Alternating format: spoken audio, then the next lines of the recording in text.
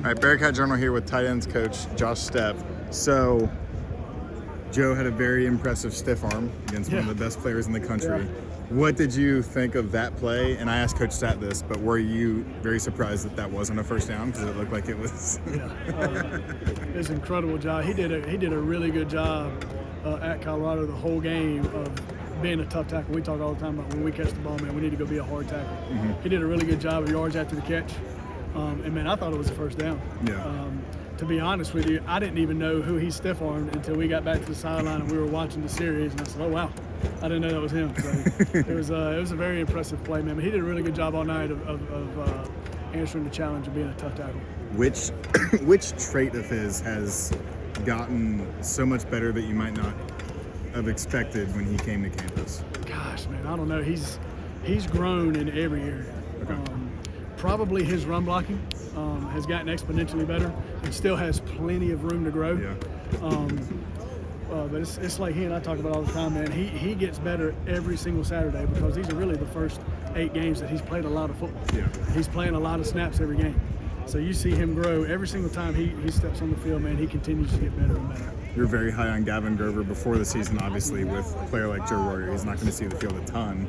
But what have you seen from him just as he continues going through his first season here at Cincinnati? I tell you what's been great is he doesn't get a whole lot of snaps because he's got Joe and he's got Fran in front of him. But he's done a great job, and I challenged him to really take advantage as a young player, really take advantage of these 2 older guys being ahead of you. Be a sponge. Watch how they work. Watch how they prepare.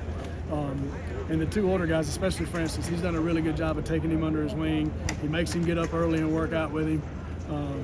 Watches extra film with him, kind of takes him and does individual stuff during practice with him when I can't.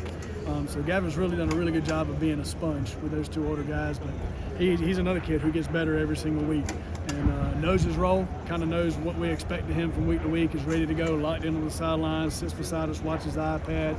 So he's gotten better every week, and he's going to be a really good player. What's it like to have a kid like that, a true freshman that's being patient, kind of in this whole era of instant gratification and just getting what you want so early? It's huge, man. It just speaks to the kind of the culture that we've built this year with this team, which is why I think we're so much better, man. We're connected.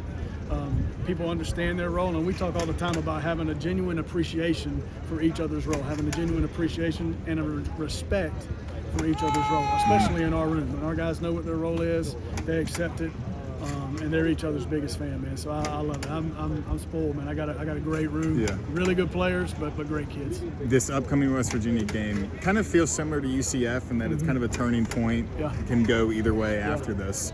Are you trying not to put as much pressure on this one with your guys, or how are you kind of approaching this game? Yeah, kind of like we've done every week this year. And I know it's cliche, man, but it's 1 week at a time. We're looking at this as the biggest game of the year because it's the next game. It's one of our last 2 home games, so obviously defending the NIP is a big goal of ours. Want to play really well at home. NIP at noon's kind of been the deal. Our guys love playing at noon. They've played really well.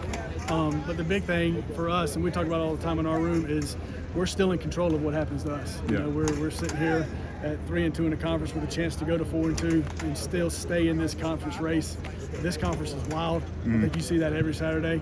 There's still a lot of ball to be played.